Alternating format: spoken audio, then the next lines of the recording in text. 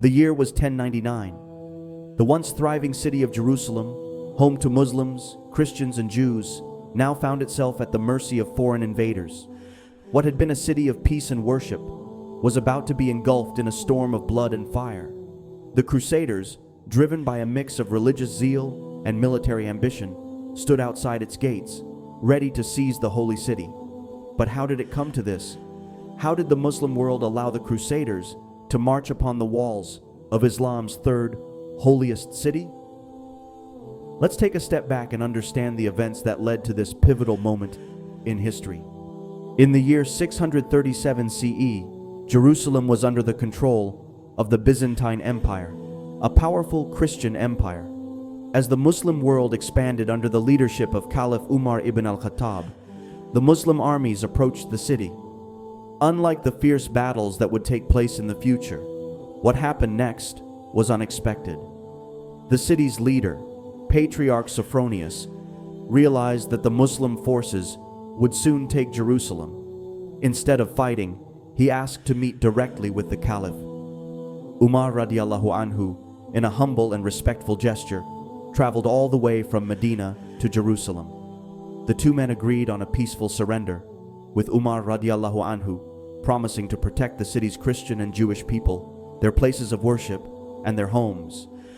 This promise became known as the Pact of Umar, a lasting symbol of religious tolerance. For many years, Jerusalem thrived under Muslim rule. It became a city where Muslims, Christians, and Jews lived together in peace, setting the stage for what would be known as a golden age in Palestine. For centuries after, Jerusalem flourished under many Muslim dynasties.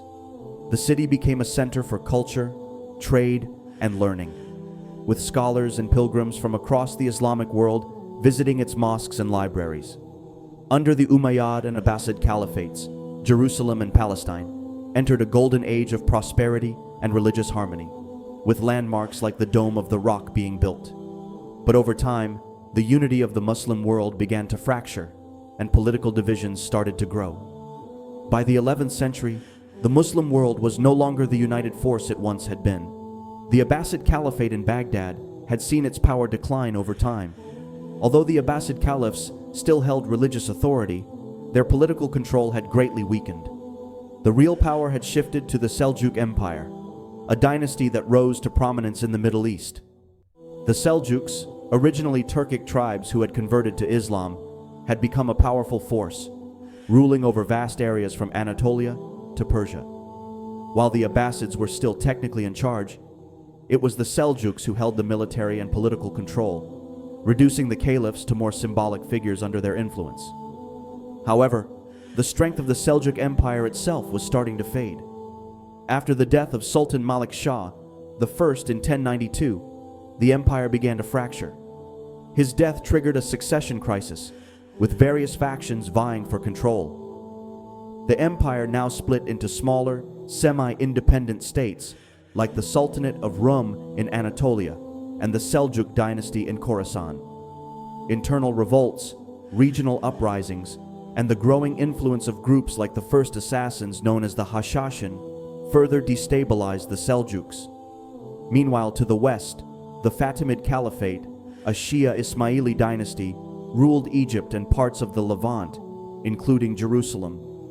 The Fatimids were rivals to both the Abbasids and the Seljuks, not only because they followed a different branch of Islam, but also because they controlled valuable territories in the region. This rivalry between Sunni and Shia factions, along with the power struggles between the Abbasids, Seljuks, and Fatimids, created deep divisions in the Muslim world.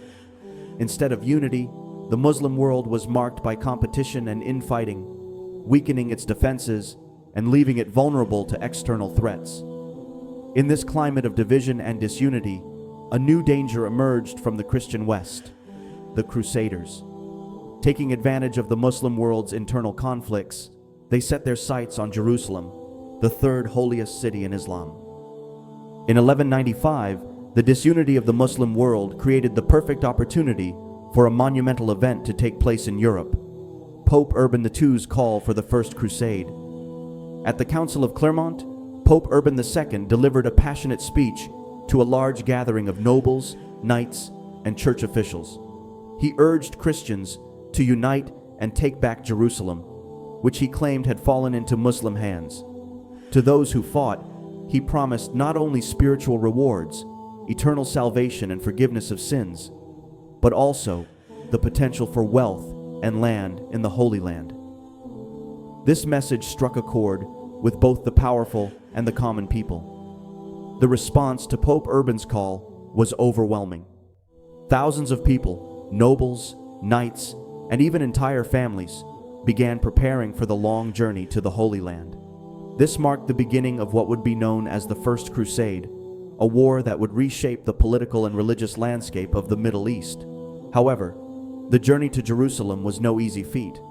The Crusaders had to march thousands of miles, facing hunger, disease, and internal conflicts along the way. As they passed through Byzantine territory, tensions began to rise.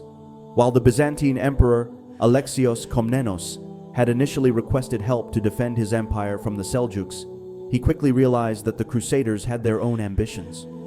The Crusaders were not just coming to defend Christian lands. They wanted to conquer and establish their own dominions. Despite these early tensions, the Crusaders pushed forward, making their way into Muslim lands. However, before they could reach Jerusalem, they needed to secure key strongholds along their path, cities that would be essential in their campaign to take control of the Holy Land. The first major obstacle on the Crusaders' journey was the city of Antioch. Antioch was one of the most important cities in the region. It was well fortified, with towering walls and a strategic location that made it a gateway to the Holy Land. It was also a city of great religious significance, having been a center of early Christianity. For the Crusaders, capturing Antioch was crucial, as it would provide them with a base of operations and secure their path to Jerusalem. In October 1097, the Crusaders laid siege to Antioch. This siege was long and grueling, lasting nearly 8 months. The Crusaders faced harsh winter conditions, food shortages, and frequent attacks from the city's defenders. Many Crusaders died from starvation or disease, and morale was at an all-time low. Yet despite these hardships, the Crusaders persisted. They believed that victory was within reach, and their determination kept them going. Finally, in June 1098, after months of struggle, the Crusaders managed to breach Antioch's defenses through a combination of military force and internal betrayal. Once inside, the Crusaders unleashed a wave of violence, slaughtering many of the city's Muslim inhabitants. Antioch had fallen, and the Crusaders now controlled one of the most important cities in the region. After the fall of Antioch, the Crusaders set their sights on Edessa, a city located further to the east. Edessa was an important stronghold and would later become the first Crusader state. The city fell with much less resistance compared to Antioch. Its capture marked a major turning point in the Crusaders' campaign, as it provided them with a base from which they could launch future attacks and secure their presence in the region. With the fall of both Antioch and Edessa, the Crusaders had successfully carved out territories in the Levant. These victories were not only strategic, but also boosted the morale of the Crusader forces. Now, with their momentum building, the Crusaders had one final goal in mind: Jerusalem, the ultimate prize of the First Crusade. The capture of these key cities had weakened the Muslim defenses significantly. Internal divisions and rivalries among Muslim rulers had left the region vulnerable to the Crusaders' advance.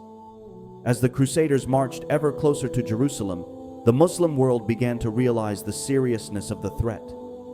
The stage was now set for one of the most significant battles in the history of the Crusades, the Siege of Jerusalem in 1099. By the summer of 1099, the Crusaders were within reach of their ultimate goal: Jerusalem.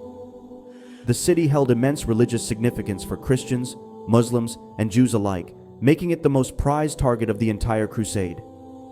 For the Crusaders, reclaiming Jerusalem meant restoring the holy city to Christendom, a cause they believed was divinely ordained. However, the city was no easy prize. At this point, Jerusalem was under the control of the Fatimid Caliphate. The Fatimids, a Shia Muslim dynasty, had only recently recaptured the city from the Seljuk Turks. However, the Fatimids were unprepared for the wave of Crusaders now bearing down on Jerusalem. Unlike the Seljuks, who were skilled warriors and had fortified the city in the past, the Fatimids lacked the military strength and organization needed to defend the city against such a determined and experienced enemy. The ongoing conflicts between the Seljuks and the Fatimids had further weakened the defenses of the region, leaving Jerusalem vulnerable. In early June 1099, the Crusaders arrived at the gates of Jerusalem, setting the stage for one of the most brutal sieges in history. The Fatimid defenders inside the city, led by Governor Iftikhar al-Dawla, quickly realized the severity of the situation. The Crusaders, though weakened by their long journey and previous battles, were still fueled by religious zeal and the belief that they were fighting a holy war. They were determined to capture the city at any cost. The Crusaders immediately began laying siege to the city, cutting off all supply routes and isolating the inhabitants from the outside world. Inside the walls, food and water quickly became scarce, and the people of Jerusalem, Muslims, Jews, and Christians, faced starvation and disease. Meanwhile, the Crusaders built siege towers and other war machines, preparing for their final assault. On July 15, 1099, after weeks of relentless fighting and several failed attempts to breach the city's walls, the Crusaders launched their most aggressive assault. Using their siege towers and scaling ladders, they finally managed to breach Jerusalem's defenses. The Crusaders poured into the city, and what followed was nothing short of a catastrophe for the inhabitants. The Crusaders, driven by a mix of religious fervor and revenge, unleashed a wave of violence that left no one safe. Men, women, and children were slaughtered indiscriminately. Muslim defenders, Jewish residents, and even Christians who had been living peacefully within the city were not spared from the bloodshed. The streets of Jerusalem ran red with blood, and contemporary accounts describe horrific scenes of mass killings, with bodies piled high in the streets. Mosques and libraries, once centers of Muslim faith and learning, these sites were converted into Christian churches, and the Crusaders looted the city's religious treasures. The fall of Jerusalem marked a low point for the Muslim world, a devastating loss not only of land, but of religious and cultural heritage as well. The massacre that followed the Crusaders' victory sent shockwaves throughout the Islamic world. For Muslims, Jerusalem had been a city of peace and prosperity under Islamic rule for over 4 centuries. Its fall in 1099 represented a deep humiliation and a stark reminder of the growing power of the Crusaders in the region.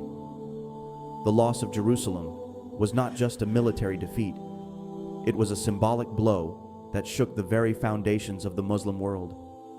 For the Crusaders, however, the conquest of Jerusalem was hailed as a miraculous victory, a sign that God had blessed their mission. They established the Kingdom of Jerusalem, one of the key Crusader states, and immediately set about consolidating their control over the surrounding territories. For the next several decades, Jerusalem would remain under Crusader rule as they fortified the city and defended it against Muslim attempts to recapture it.